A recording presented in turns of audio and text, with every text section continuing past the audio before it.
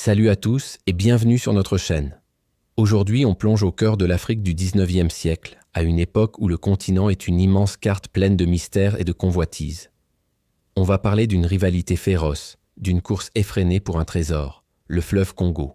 D'un côté, un roi ambitieux, Léopold II de Belgique, qui rêve d'un empire personnel. De l'autre, la France, représentée par un explorateur charismatique et humaniste, Pierre Savorgnan de Brazza. Préparez-vous à découvrir une bataille qui ne s'est pas jouée avec des canons, mais avec des traités, des expéditions et beaucoup de diplomatie. C'est l'histoire de la naissance de deux Congos, une histoire qui a redessiné la carte de l'Afrique pour toujours. Imaginez, nous sommes dans les années 1870. Le centre de l'Afrique est encore largement inconnu des Européens.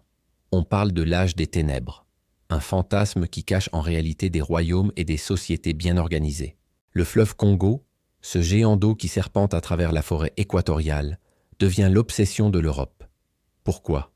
Parce qu'il est vu comme une autoroute naturelle, une voie d'accès vers des richesses supposées infinies, ivoire, caoutchouc, minerais. C'est la promesse d'un commerce florissant et d'une influence politique immense. La ruée vers l'Afrique est sur le point de commencer et le Congo en est l'épicentre. Dans ce contexte fiévreux, deux hommes vont s'affronter. Le premier, c'est Léopold II, le roi des Belges. Il est frustré. Son pays est petit, jeune, et il n'a pas de colonie. Il veut sa part du gâteau africain, non pas pour la Belgique, mais pour lui-même. C'est un homme d'affaires rusé, un monarque aux ambitions démesurées. Il va créer une organisation à la façade philanthropique et scientifique, l'Association internationale africaine, pour masquer ses véritables intentions, s'emparer d'un territoire immense. Pour cela, il a besoin d'un homme de terrain. Il choisit Henry Morton Stanley, l'explorateur déjà célèbre pour avoir retrouvé David Livingstone. Stanley est efficace, brutal et prêt à tout pour tracer des routes et signer des traités, même s'ils sont totalement incompréhensibles pour les chefs locaux. Sa mission ? Établir des postes le long du fleuve Congo pour le compte de Léopold. Face à lui, un personnage radicalement différent. Pierre Savorgnan de Brazza. C'est un officier de la marine française d'origine italienne, naturalisé français. Il est mu par une soif d'exploration, mais aussi par des idéaux humanistes. Il rêve de faire de l'Afrique une nouvelle France par la persuasion, le respect et la douce conquête. Contrairement à Stanley, qui avance avec une force quasi militaire, Brazza voyage léger, apprend les langues locales et gagne la confiance des populations. Il est convaincu que la France doit étendre son influence, mais sans violence. Il remonte le fleuve Ogooué dans l'actuel Gabon et découvre un accès à la rive nord du fleuve Congo. C'est une percée stratégique majeure. La course est lancée. Pendant que Stanley fonde des stations sur la rive sud pour Léopold, Brazza se hâte d'atteindre le Poul Malebo, un immense lac fluvial stratégique. En 1880, il y rencontre le roi Makoko, le chef des Téké. Brazza, avec son charisme et son approche pacifique, réussit là où d'autres auraient échoué. Il signe un traité historique avec le roi Makoko. Par ce traité, le roi place son territoire sous la protection de la France. Brazza plante le drapeau tricolore et fonde un poste qu'il nomme Brazzaville. C'est un coup de maître. Il vient de prendre une option décisive sur la rive droite du Congo.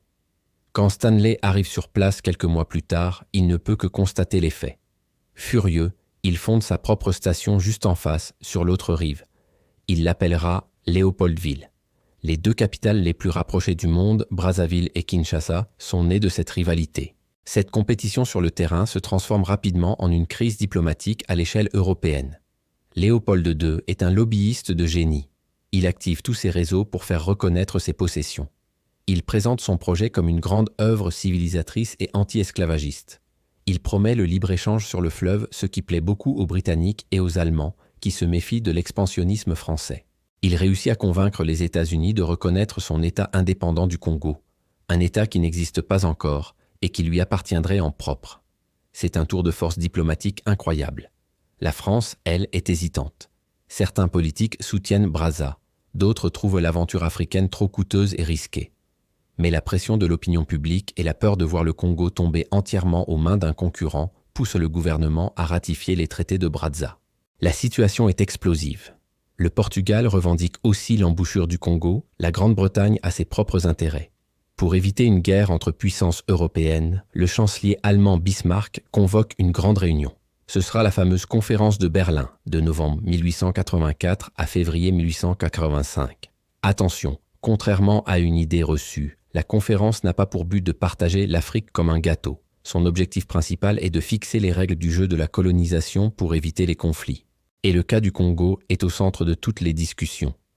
Aucun représentant africain n'est invité, bien sûr. C'est une affaire purement européenne. Les débats sont intenses. Léopold II, qui n'est même pas présent en personne, y joue son va-tout. Ses diplomates manœuvrent brillamment. Finalement, la conférence accouche d'un compromis qui va sceller le destin de la région. Premièrement, la liberté de navigation et de commerce est proclamée sur tout le bassin du Congo.